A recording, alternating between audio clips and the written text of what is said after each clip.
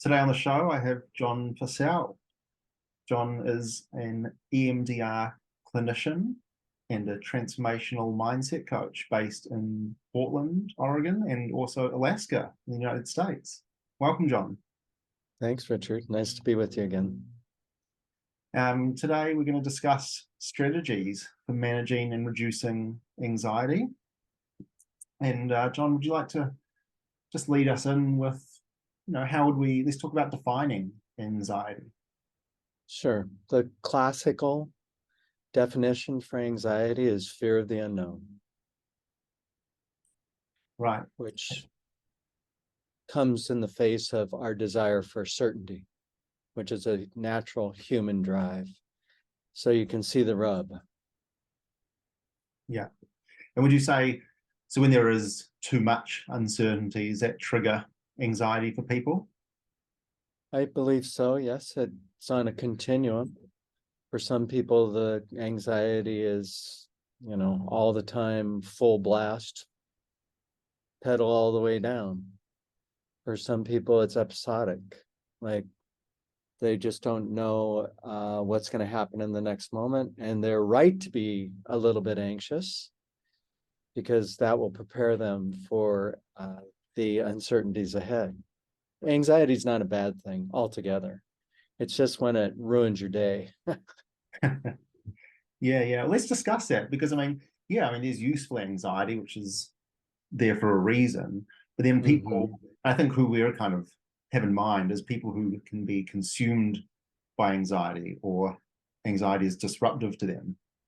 Yes, exactly. Yes. And there's lots of examples of that. People who have had adverse experiences in their life. Just walking outside their front door is producing anxiety because the world is not safe to them.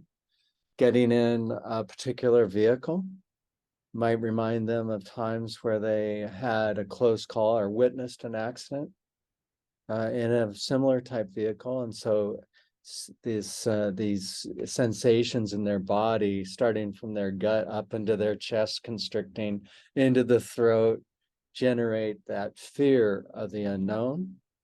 For some people, it's fear of speaking in public, the uncertainty that comes with that, the anxiety. I just always want people to avoid the label, I am an anxious person. Yeah, that's a really easy one and really common that people Very use. common. And it's self-fulfilling, really. It really is. And I think that's one of the that's one of the number one first steps of a pattern that you can break to help mitigating and taking back control of the anxiety is changing that dialogue of what you're telling yourself, that you are an anxious person. Right on, Richard, right on. Anxiety is a thought. It does not define you. You have many thoughts. It's just one of many thoughts. And that first step is a big first step. It's also important, I think, to acknowledge that everyone experiences anxiety and that no one should be inclined toward judging themselves if anxiety appears, because that keeps you on the hamster wheel a little bit longer than you probably want. I shouldn't be feeling this. I'm going to try to stop this. But we know that the harder they try, the more likely they're going to fall into the trap of that unending loop of anxious thought. Yeah, absolutely. That brings me to thoughts on our first suggestion on, which is turning towards the anxiety. Would you like to speak on that? Yes, it's counterintuitive to a lot of people, and it's not promoting the anxiety, but it's acknowledging that anxiety has a role in our life, and it's there to teach us something about ourselves.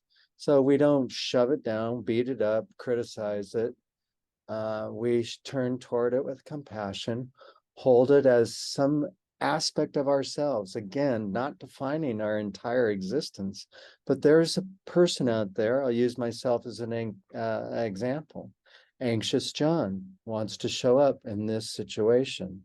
I going to turn toward that instead of shoving it under the carpet, where I know eventually it's going to bounce back into my face and distort my way of viewing the world. So honoring that, turning toward the anxiety. Does that make sense? Yeah. Yeah, it does. What does that generate for you when you think about turning toward the anxiety? For instance, you have an anxious thought, and what would it look like for a person to turn toward that? I mean, immediately I feel like anxious, like it feels like you want to do the opposite. Okay. It doesn't feel natural to turn towards it. And I think that's something that people really need to, kind of get wrap their head around, or at least it's a practice. It's something you need to start doing. Yeah, when I think about turning towards the anxiety, just initially it seems quite confronting. Like it's something I kind of want to get away from, not face straight on. Yeah. But there in itself, you have turned toward it because you've acknowledged the presence of the anxiety. You've acknowledged your response. You have just turned toward the anxiety. That was easy, wasn't it? It was easy. I think perhaps the whole concept of turning toward is made harder than it really is. It's a way of acknowledging that anxiety exists, and it's there to teach me about myself. Yeah. Now let's discuss triggers, because one of the ways to manage anxiety, or to, and take control of it, a strategy, is being aware of what your triggers are and noticing them, noticing it before, as it starts or before it starts, so you can catch it, or you can be prepared, or you can turn towards it before it becomes overwhelming and consumes you. Absolutely. Yes. So where do you start with that? Well, we both know that we start with the body. Yes, exactly. Yeah, and tell me what that feels like and what that looks like. Well, it should be understood that the body sends 15 times more messages to the brain than the brain sends to the body. You will experience, even though it seems like it's coming up in the cognitive prefrontal regions of your brain, you'll experience anxiety somewhere throughout your body in the distributed brain that's in your body. And you'll notice certain things, like when I feel anxious, when I have to speak in front of a large group, what do I notice? Constriction in my chest, constriction in my throat, and a little bit of a knot in my belly. So, and then all that information is sent up to the brain, and the brain constructs fear of the unknown, anxiety, which is not necessarily how we have to conclude with those experiences in our body. We have agency to reframe. Go ahead. Yeah, Your thoughts. Well, that's great. Yeah, and I think, learning how somatically we react to when as we begin to feel anxious, that's really, really important. It's one of the keys to noticing it before, as it starts to happen. So yeah, I think people need to start to be aware of the physical sensations that they're experiencing, or if it all happens too quickly, when it's over, they can go back and just try to think or remember, what did I start to notice? How did my body feel? Where in my body was I feeling that? Yeah. Triggers are events. Yeah, exactly. Yeah. And events create images and thoughts about ourselves and emotions and experiences in our body. What was the event? And noticing that, like you said, just takes a little bit of effort to maybe jot it down. Oh, this created anxiety in me. And these were the corresponding responses that I went through in terms of, oh, I saw myself like talking in front of a group, except I was sweating profusely. Or I'm not good enough as a message story that's going through my head. Just noticing what the triggers produce in terms of a response. And Don't analyze, don't judge, just notice. Oh, I see.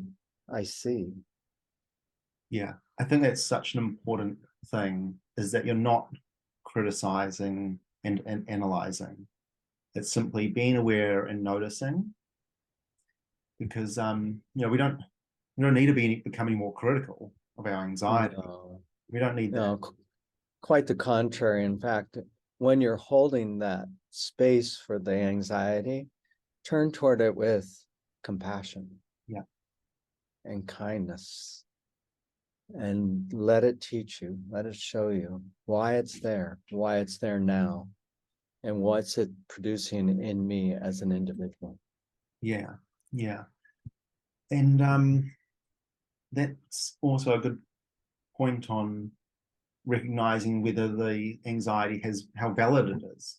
You know, you can Mm-hmm. question whether or not, is this valid? Is this a valid response to the situation as well? Yeah. Yeah, right. If I'm walking into a dark alley at night and no one else is around, and I'm getting senses in my body that this is not a good place to be, I feel anxiety. Well, that's your intuition. Yeah. Follow it. Get the heck out of that alley now. Yeah. Right? Exactly. Yeah. Yeah. The one thing that anxiety produces, though, is it takes your executive function offline in the form of being dysregulated. So What a do you mean by that? practice, well, we all have our window of tolerance where we are in our jam, our flow state. But anytime we become dysregulated, we're either hyper dysregulated with fight, flight, or dysregulated with freeze, fawn. Well, we always want to be optimizing our response. So if we find ourselves in an anxious moment and we get brain fog. Have you ever experienced that? You get so anxious, you can't, what are you thinking? I don't know what I'm thinking. I just can't. Well, bring yourself into your window of tolerance. And there are a number of breathing exercises out there. The one I advocate for my clients is called a physiological breath, which is a full inhale through your nose, a gulp, a hold, and then a full exhale, pumping it out, 3 cycles, and you will be in your window of tolerance. And this is not woo-woo. This is science, neurobiology, science. 3 cycles of the physiological breath will bring you into a state where anxiety is not the rule of the day. That's great. Just run me through the breath again. Yes, full inhale through your nose. Go ahead and do it with me. Gulp. Hold. Full exhale. Right. And you're doing You're that. pumping that out. You always want your exhale to be longer than your inhale, because that will get rid of the toxins that have built up in your body, measurable toxins. Honestly, Richard, I was on a plane one time and I was sitting next to someone who was super anxious. And I said, would you like to try something? 3 cycles of the breath. That person turned toward me and they said, who are you? Like, they couldn't believe that they had become regulated. And, it's not John. I didn't create that breath. There are some people that are much more informed than me that gave me that breath to share with other people. But people are just like, I can't believe the difference in how I am feeling right now. And that's why we're here, right? We want Exactly. people to have tools. Yeah. Yeah. Is there any particular tool that comes to mind for you off the top of your head? I'm a When you're fan. Yeah, I'm a fan of breaking your pattern. So how I deal with how I work with some people with anxiety is, as they notice it coming on, as they notice a trigger or they start getting these physical sensations, I like them to break that pattern and do something radically different with their body in that moment to disrupt what's going on. Yeah, so that can be by physically shifting your body, like getting up out of your chair, jumping up and down the spot, like yeah, just getting you moving and shifting your breathing. Like tiny little squat jumps, or jumping up and down, and Right. just Yeah. changing your breath and your body and moving shifts you. Make such a big difference too. Yeah. Just moving your body, like you said. Yeah. Those are Yeah. great And ideas. that might not always be appropriate in every situation. So maybe if you're driving a car. So another thing I like is, getting on a song that kind of energizes you and just turning it up and starting to sing along to it. Because again, that changes your physiology, gets your breath moving and energizes your body. It makes a shift. Exactly. Yeah. You Wonderful. you break that pattern, and it can be really effective. Yeah. Yeah. Preferably a song you like. Yeah. And belt it out, right? Yeah, Belt it exactly. out like nobody's hearing. Yeah, you can rock out to it. Yes, absolutely. Sounds wonderful. Yeah. Now, as we were speaking before about noticing the somatic shift to the body as a kind of, that's the first clue that we get to the anxiety maybe happening. I want Yes. to discuss our thought, the internal voice, and the story that you're telling yourself. So you have those feelings, but then it, connects to the brain, and you start to create a narrative around what's happening, which may or may not be true. Yeah, I think we need to discuss that internal voice and how you create a story and how you can start to shift that story. And yeah. Yeah. Those stories can be generated from a number of different sources. For an anxious person who is dominated by anxious thoughts, it's not uncommon that they grew up in an environment where the caregiver was themselves a very anxious individual and was uncertain about how to approach their care, their child that was in their care. And so the story, even if it wasn't verbally expressed, is the world is not safe. I am not safe in this world. And that, especially for a young child, becomes a truth with a capital T. Now, with our awareness, especially our somatic awareness, we get a chance to say, oh, there's my old friend, the one that paraded around the truth serum about how the world is not safe. Well, is that absolutely true? No, we get to challenge that frame of reference and begin the journey toward a more regulated lifestyle. Yeah, perfect. Yeah, that brings to mind, a limiting belief would be for someone where they, have this belief which is true to them, but it's really limiting them. And, if you can identify that, then you can start to shift it. There are clients that come to me and they say, I'm an anxious person. And my response to them is, are you married to that idea? Is a lifelong commitment? I am an anxious person. And oftentimes they'll say, well, no. I mean, I say, is that what you're hoping for to become or always remain?